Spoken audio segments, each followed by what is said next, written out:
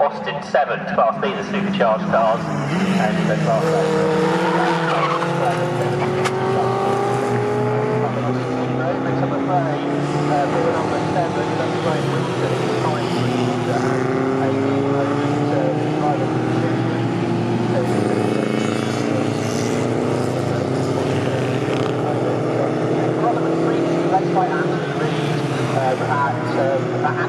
For an Autosport magazine feature, that's a nice about the car here. Oh yeah, absolutely, that's what we want to hear, as we're just about to complete the first lap's worth of racing. So I think the drivers just make it through the final corner at Murray's, and here comes John Village then across the line to complete the first lap's worth of racing, and the lap time on the board is going to be a 2:42.2, but that's of course from a standing start.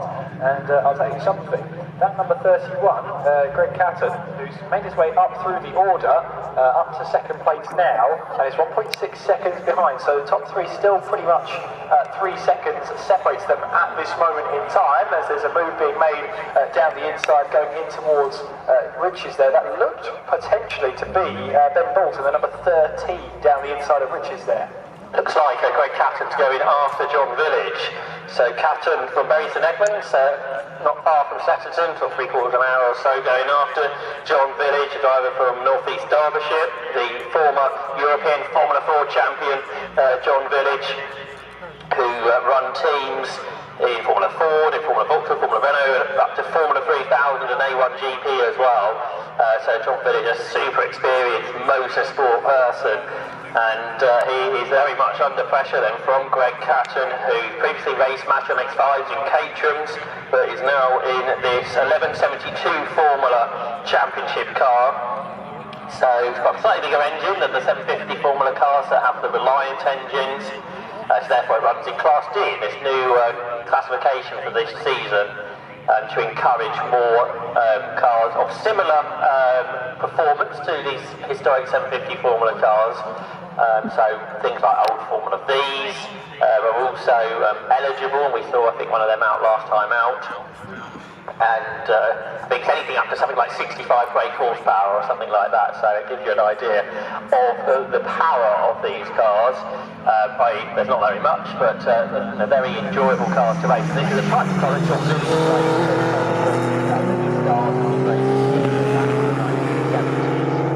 and he's recreated another, and that's what he's racing today. There's one of the Austin 7s, the first of them on the grid today, and that is driven by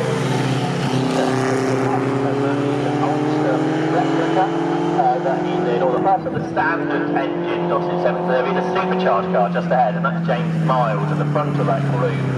The West Sussex guy there, his monoposto, 1936 Austin 7, and the guy that was started this lap at the very least, almost 7th position. He's got Ben Bolt just behind him, and Chris Jones as well. Chris Jones is new to car racing, raced motorcycles in the past, and has also competed in hill climber for the lead. A change for the lead across the line, Kieran. Yes, it is. So it's Greg Catton who now leads the way then. He's got the move done down the centre straight, moves ahead now of John Village, and as they make their way up towards the hairpin at Wilson.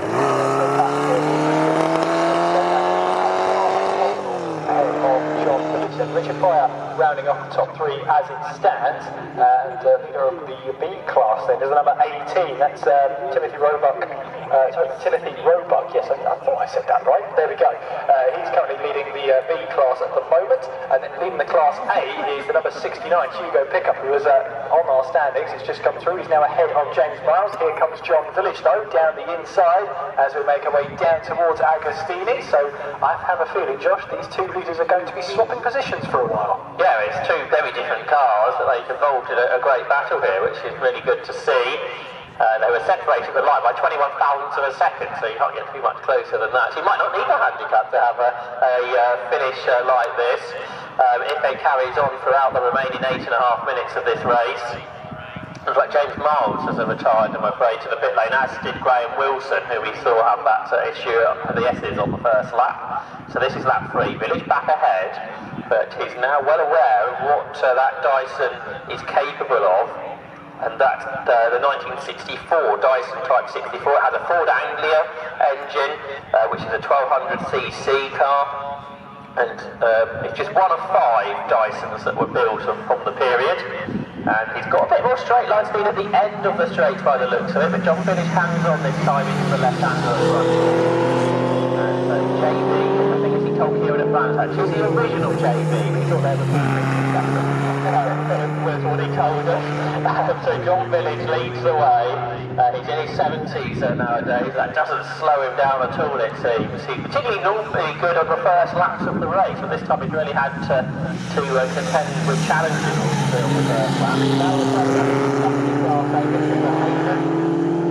Who is there in the Austin Ulster Bad Fog, and Charlie Plain Jones, a long time 750 Motor Club competitor, and he's in the Cowley Special. We saw Bill Cowley out earlier in his grandfather's car. Well, this car that Charlie Plain Jones is driving is a car that was built by Nigel Cowley back in the day, and it's based on a 1930s car. That's Greg Catton, who's a 1PX down to the side going in towards Richard.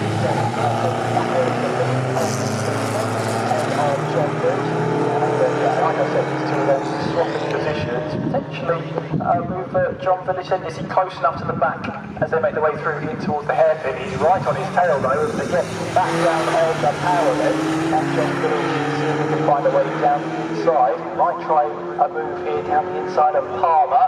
He's got right to that inside line, but he has to back out of it, so Greg Casson holds on to the lead.